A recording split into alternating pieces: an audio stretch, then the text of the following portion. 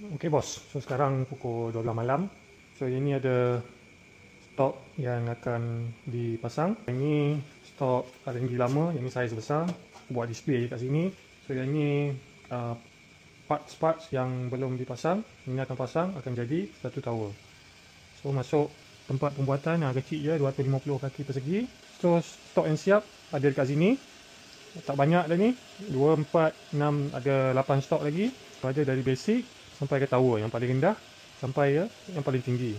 So yang ni production line yang pertama. So yang ni semua guna 3D printer generasi kedua. Yang seterusnya line kedua kita akan guna generasi yang keempat, yang tu laju sikit lah sebab kita dah proceed to production. So yang ni mungkin akan guna lagi lah sampai dah tak boleh guna. Sayang lah sebab yang ni investment agak tinggi.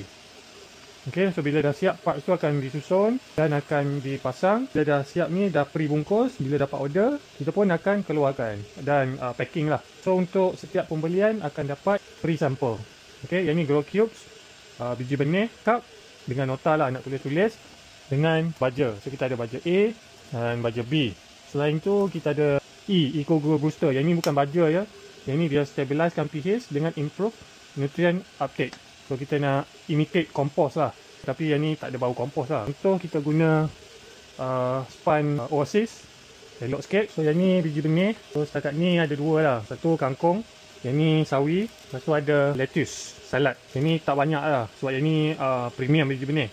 Buat rasa-rasa lah. So setiap pembelian akan dapat free sample ni. So quality seed ni akan dapat 2 atau 3 lah. Ya, biasanya kalau ada stok bagi semua je. Okey lah. Itu saja.